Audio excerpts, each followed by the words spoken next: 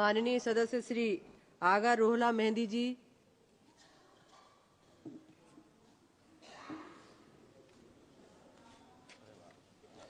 Thank you madam chairperson.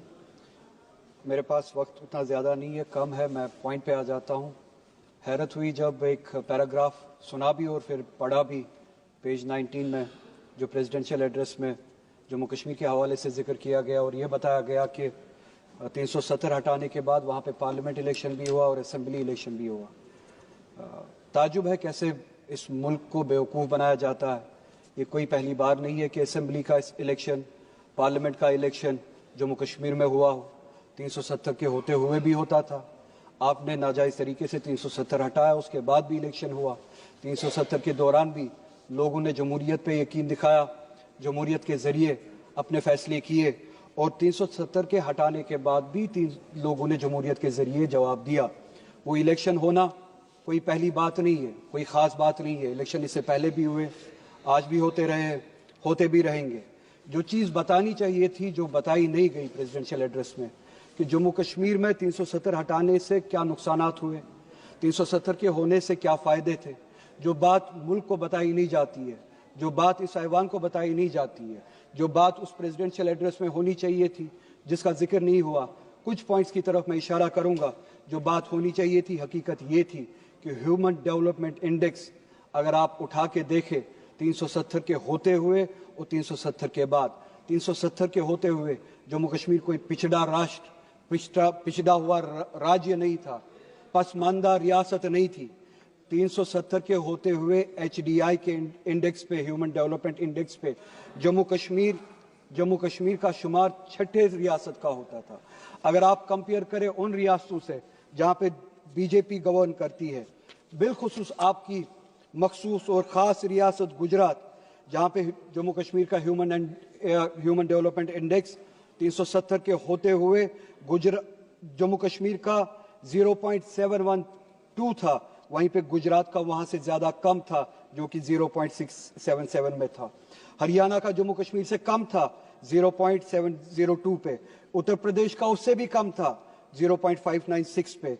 Madhya Pradesh का जम्मू कश्मीर से बहुत ज़्यादा कम था, 0.606 पे। बिहार का 0.76 पे। काश उस तरफ तवज्जो दी होती। जम्मू कश्मीर पे जो तोहमतें लगाते हो, जबकि हकीकत कुछ और है। 370 के होते हुए जम्मू कश्मीर इन सब रियासतों से, जिसमें आपकी गुजरात भी शामिल है, बहुत ज़्यादा बेहतर थी। पॉवर्टी राइट 370 के होते हुए, जिसका जिक्र यहाँ पे नहीं हुआ, जो बताया जाना चाहिए था। जम्मू कश्मीर जो इस मुल्क की सर्वे हुई है, आखिरी सर्वे हुई है, जम्मू कश्मीर में 10.3% पे थी, जो कि गुजरात से कहीं ज़्यादा बेहतर है। गुजरात जहाँ पे 16.6 की पॉवर्टी रेट है, परसेंटेज है। यूपी की 29.4% है। मध्य प्रदेश की 31.7 पॉवर्टी परसेंटेज है। बिहार की 33.7 और 370 के होते हुए उसी मुकाबले में जम्मू कश्मीर की सिर्फ और सिर्फ 10.3 पॉवर्टी रेट थी। ये बताना आप भूल गए।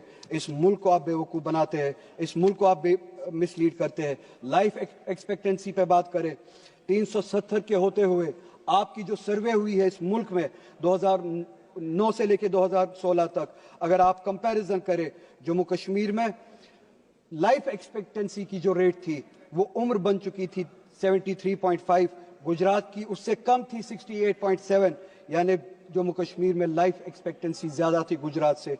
हरियाणा में 69.4, यूपी में 60.3, मध्य प्रदेश में 60.2, बिहार में 68 और इस सब के मुकाबले में इन सबसे ज़्यादा कश्मीर में थी 73.5। एजुकेशन के हवाले से आप बात करें, एक ही इंडिकेटर की मैं बात करता हूं, gross enrolment ratio for higher education. जो हायर एजुकेशन में लोग दाखिला लेते थे, एनरोल करते थे, जम्मू कश्मीर में इन सब रियासतों से ज्यादा थी 370 के होते हुए। 370 के होते हुए 30.9% थी जम्मू कश्मीर में, और गुजरात की उसी मुकाबले में बहुत ज्यादा कम थी 20.4। यानी कि जम्मू कश्मीर में 370 के होते हुए हायर एजुकेशन में 31% परसेंटेज जो है आबादी की जाती थी, और गुजरात में उससे बहुत ज़्यादा कम 20% जाती थी। हरियाणा में 29.4%, यूपी में 25.8%, मध्य प्रदेश में 22.6%, बिहार में सिर्फ और सिर्फ 14%। ये है हालत जो कश्मीर की थी, जिस राह पे ये कश्मीर था। इनकम की अगर बात करें, मैं ज्यादा इंडेक्सेस में जाऊंगा नहीं। पॉवर्टी की मैंने बात की, जम्मू कश्मीर गुजरात से भी बेहतर था, हरियाणा से भी बेहतर था, यूपी से भी बेहतर था, मध्य प्रदेश से भी बेहतर था, बिहार से भी बेहतर था। सिर्फ 2 मिनट चाहिए मैडम चेयरपर्सन, मैं कंक्लूड करूंगा, मुझे पता है मेरे पास वक्त ज्यादा नहीं है।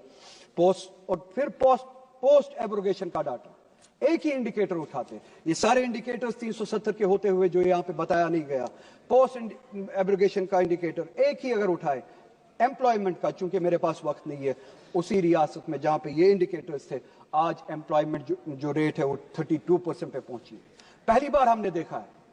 यह 370 हटाने का नतीजा। 370 हटाने के बाद यह बताया गया, मुल्क को बेवकूफ बनाने की कोशिश की गई कि इलेक्शंस हुए। इलेक्शंस उससे पहले भी होते थे। यह नहीं बताया कि इलेक्शंस के जरिए लोगों ने वहां पे क्या पैगाम दिया।